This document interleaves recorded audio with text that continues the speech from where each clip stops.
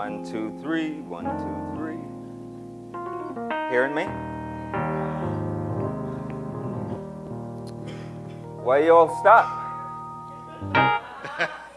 Feel like we should keep going, church. Amen, amen. Thank you, praise team and our musicians. Let us pray. Heavenly Father, we come before your throne of mercy and grace, just asking, God, that you will speak to us this morning. We need your presence, God, and your spirit. I know I do. In Jesus' name we pray. Amen. You all hearing me okay? All right. So for a while now, I've been speaking on the same subject for like a month, and I'm going to speak on it again. And we're talking on the theme, growing together. Growing together. And the whole idea stems from our vision statement, which says in the next 5 years, All Nation SDA Church will see over 500 young adults who are seeking become transformed by God's presence. God's what? Presence, and be ignited to make a difference in this world. They might not even need to show up at this church, but we believe that God can use us to make a difference in the life of over 500 young people in the next 5 years. And so in order for that to happen, we have to plug into our purpose. And so that's our message this morning. And my first point is that mentorship is a principle in the Bible. I don't know if you read the story of Moses, but when he was called to ministry, he kind of took on a bit more than he could handle. And he was trying to do it all on his own. And his father-in-law, Jethro, says, Moses, you're going to wear yourself out. You're going to kill yourself if you keep trying to do everything. So I need you to find some men who are leaders or capable, and I need you to give away responsibility to them so that the ministry can be effective. And so Moses had some people that he trained, and he passed on the baton of ministry to them so that what he couldn't do on his own, he would empower other people to do. Are you with me? That's mentorship. Not only that, but the Bible tells us that Moses mentored a young man by the name of Joshua. And so when Moses left the scene, because he invested in and poured into Joshua the work that he did, Joshua was able to carry it on. Are you with me? And so Moses brought them to the edge of the promised land, but Joshua was the one who brought them into the promised land. And so one generation might bring us to the edge of the promised land, and you might not live to see Jesus come, maybe not even me, but the next generation can bring us into the promised land where they see Jesus come. So Moses mentored Joshua. Secondly, Eli mentored Elisha. Eli again was trying to do ministry all on his own. And he got to a point where he became depressed and suicidal because of the burden and being burnt out in ministry. And you keep seeing on Facebook news about pastors committing suicide because of the burden and the weight of ministry. And so God said to him, after he brought him out of his depression, he said, I want you to find someone to mentor and to pour into so that after you're gone, someone can carry on the ministry. And the Bible said, after Eli was taken up into heaven, Elisha was able to carry on. Next, we have Paul and Timothy. Paul was like the man. He was the one that God used to grow the New Testament church. But Paul had a son in ministry by the name of Timothy. And he poured into Timothy so that when he left the scene, the work that he couldn't carry on, Timothy was able to do. What I'm saying is in order to do the work that God is calling us to do as a church, we need everybody to plug into their purpose. We need the 80-year-old and we need the 8-year-old. We need the seasoned and we need the novice. We need everybody.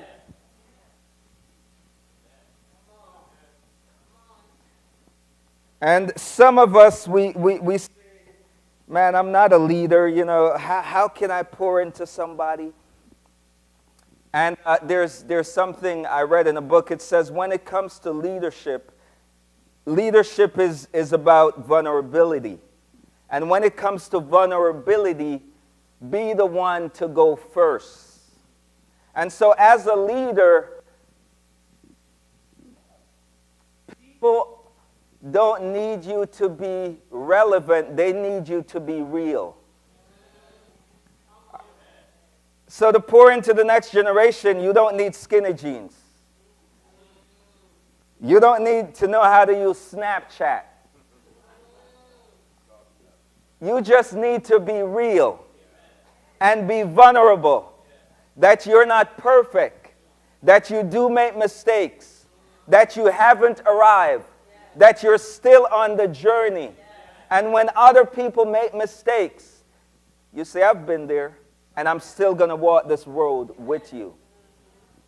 I just read on Facebook, someone said, the church is not for perfect people. The church is a place of healing for broken people, for hurting people. And so as a leader, you don't need to be relevant, you need to be real. You don't need to be distant. In other words, you don't just come and do ministry and leave. And I'm not the most social butterfly ever. And I'd stay in my office all day if I could. But what I'm learning is that it's not about just coming and doing a task. It's about connecting with people. Are you with me?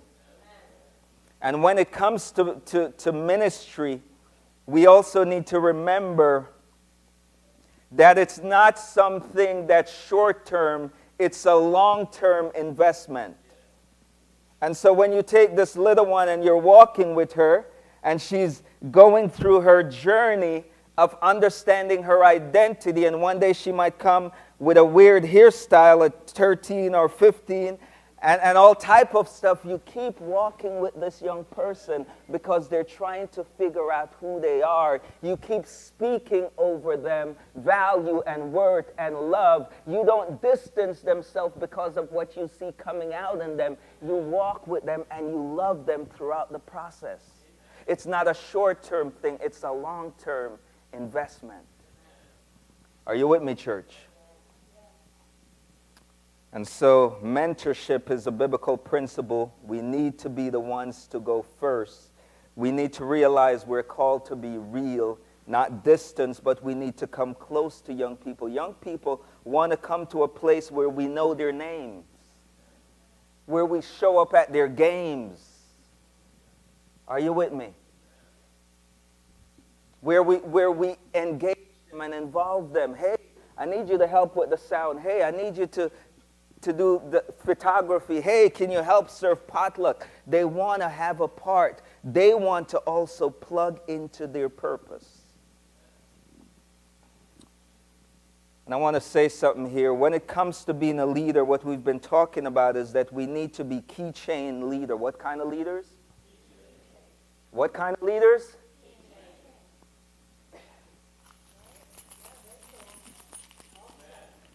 In other words, as ministry leaders, some of you have the what? The key. In other words, there are certain doors you open, certain ministries that you're over, and you have the key to that ministry. And so when it comes to the idea of keychain leadership, there are some people in our church who are keyless leaders. In other words, they're not serving, they're not rooted in the church, they don't have a ministry in which they're participating in. And sometimes new people come to the church, and if we don't get them involved and we don't get them engaged, they're like, peace, because I want to be at a place where I am serving, where I am contributing. And so we have keyless leaders. Not only that, in some places, in every church, we have key loaning leaders. And so they're like, I'll give you the key, but I want it back.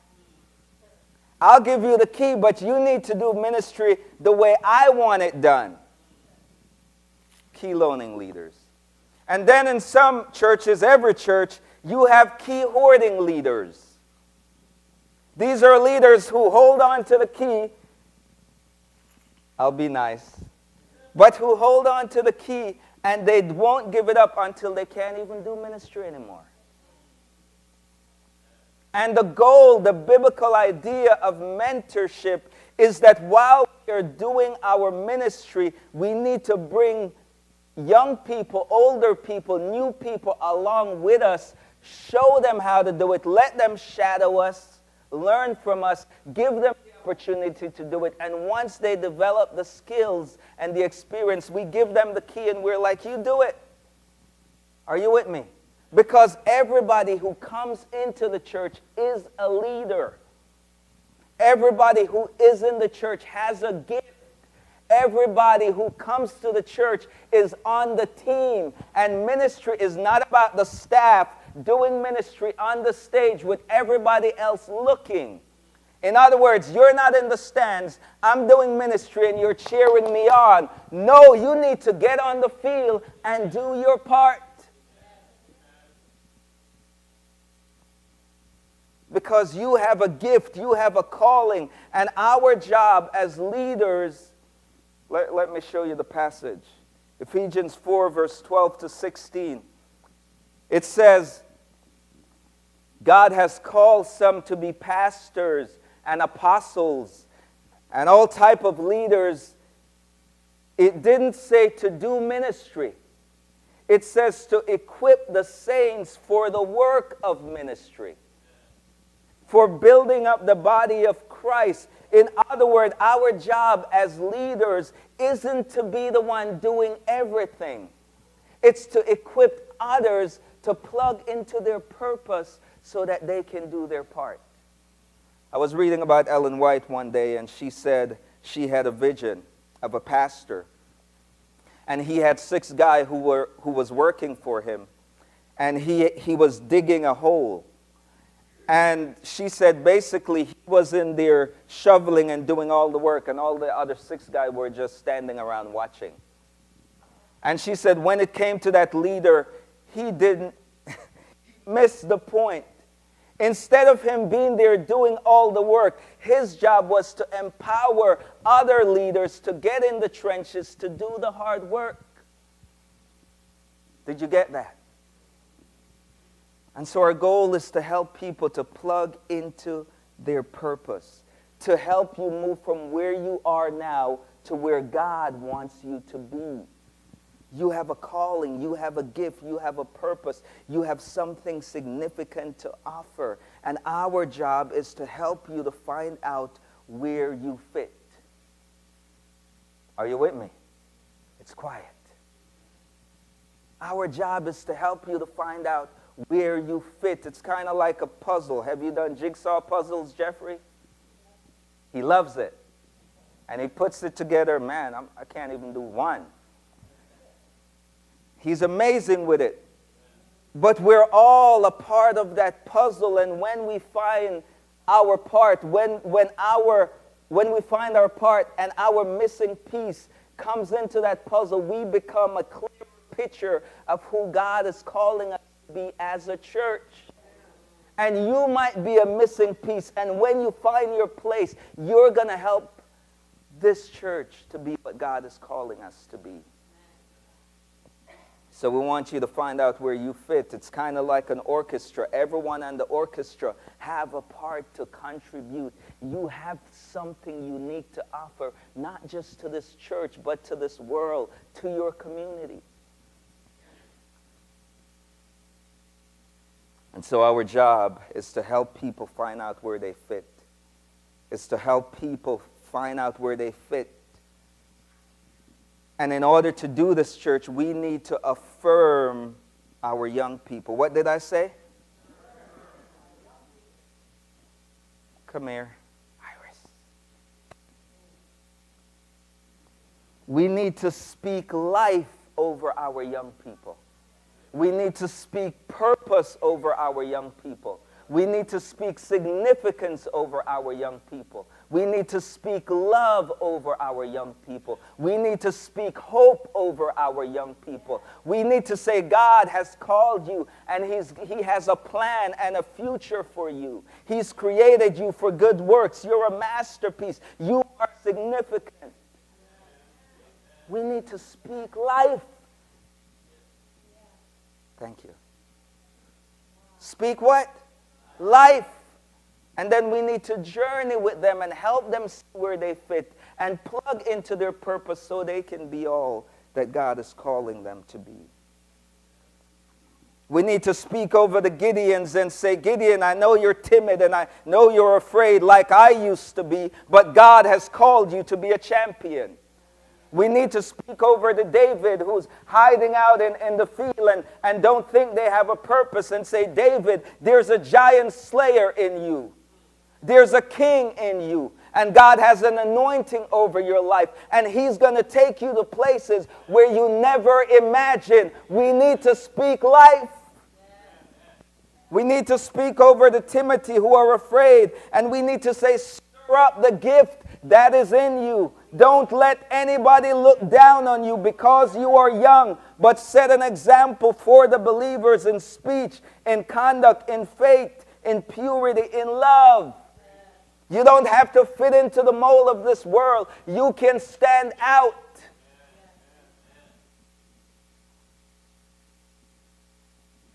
And once we invest in the next generation, and I'm not talking just about young people, but anyone who is on the sidelines, anyone who is not plugged in, when we invest in them, we need to unleash them and let them do what God is calling them to do.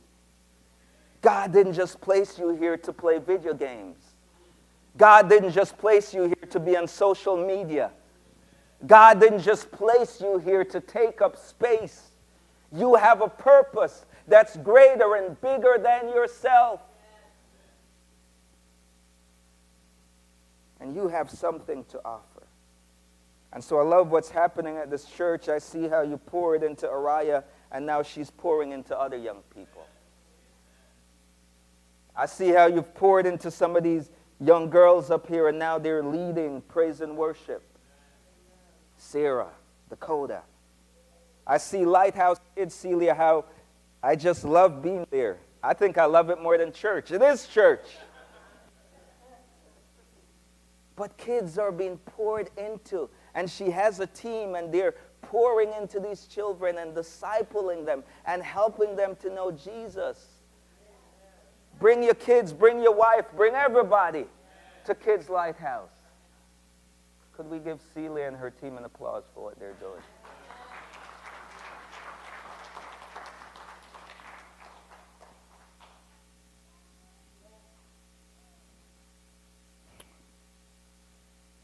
So I just praise God for what He's doing at this church. I believe God is up to something. I praise God for what He's doing in you, and in you, and in you, and in you, Douglas. He's up to something. And let me tell you something. When it comes to plugging into your purpose, the Bible said that before Jesus left, He called His disciples to Him. And He said, all authority in heaven and earth has been given to me. And I heard a pastor say once, if you delegate, you'll have a lot of followers. But if you give people authority, you'll have a lot of leaders. And so Jesus gave them authority to do ministry and to do the work that He's done. He trusts them with the task of ministry. He gave them clarity as to what they were supposed to do, and then He committed to walking with them throughout the process. He's saying, you're not in this thing alone. I'll be with you until the very end of the earth.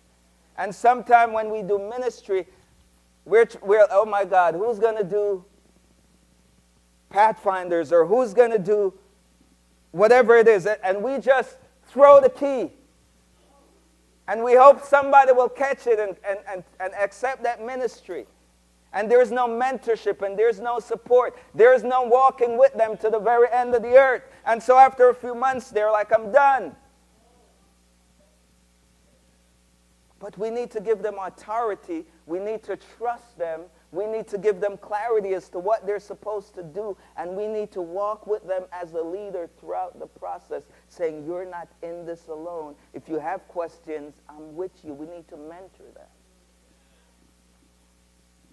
And if there are some young people at this church or some older people, I talked to a member I visited. She can't even come to church.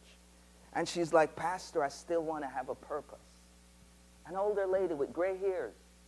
I still want to have a purpose. I still want to be able to contribute.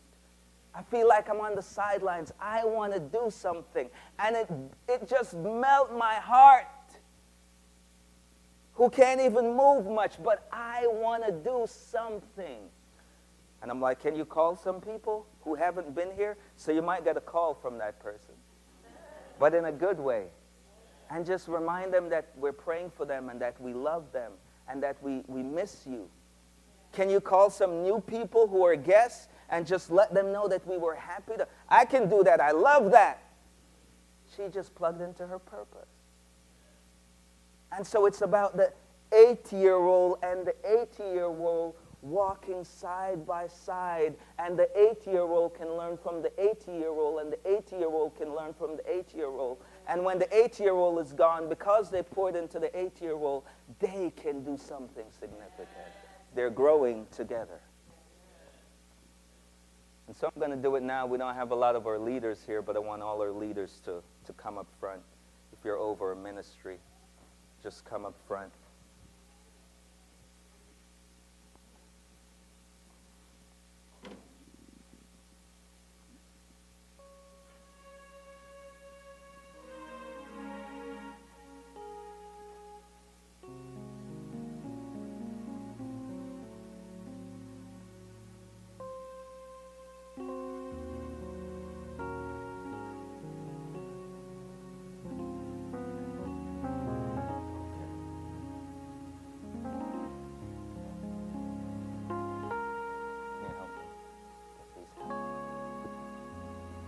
And so what we got for these leaders are some keychains.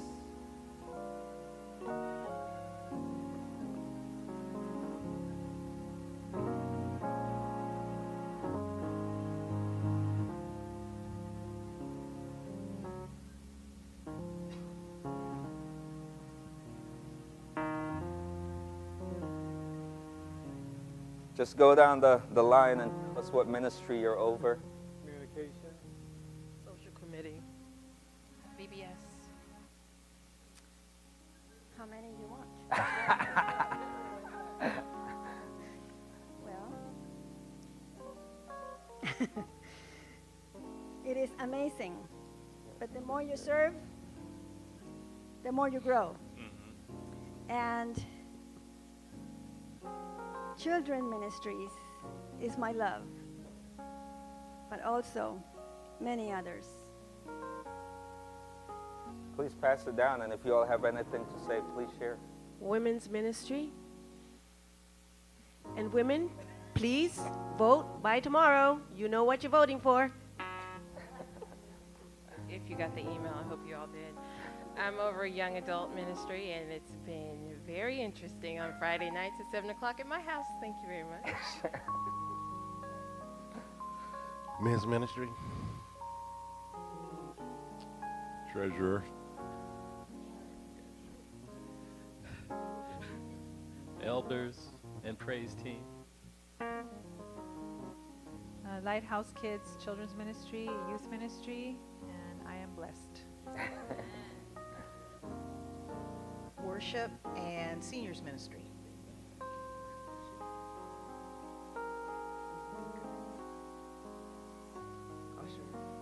Deaconess and an usher and greeter. Deacon, greeter, counter. I can do just about anything that I'm asked to do when I'm healthy. I'm up in the crow's nest. Deaconess. Did you have a- And I just started with the vision leadership as vision champion. Amen. Can we give them an applause and appreciation?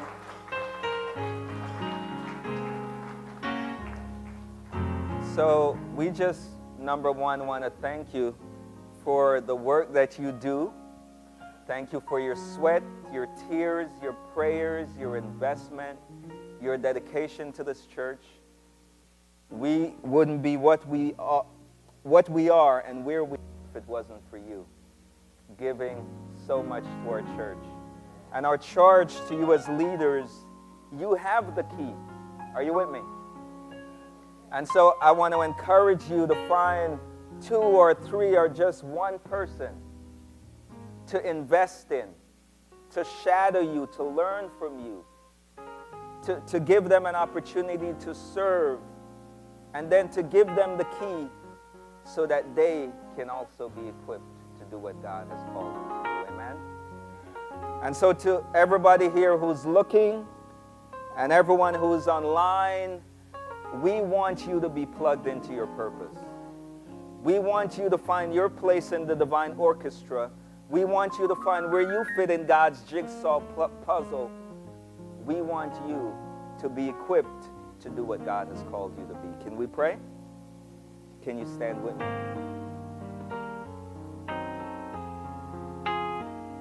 Oh God, we thank you so much for your love. We thank you so much for your faithfulness.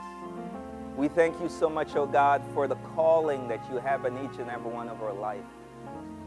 And many of us, God, we want to serve you. We want to follow you.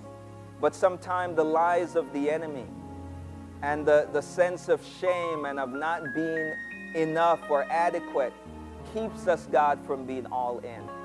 But I pray, oh God, that you'll just encourage us today that you still have a purpose for us, that you still have a calling for us, and that you can use us to do amazing things.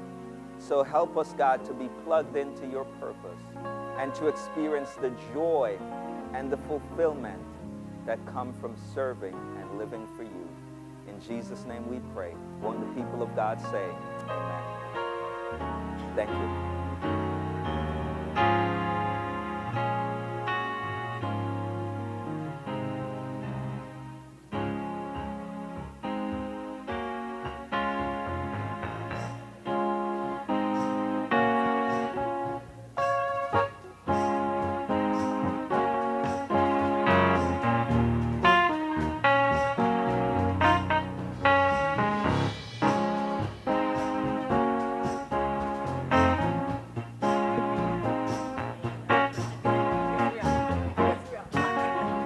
Stand with us as we sing every praise. You know the song. Sing it with us like you know it. Every praise is to our God. Every word of worship with one accord.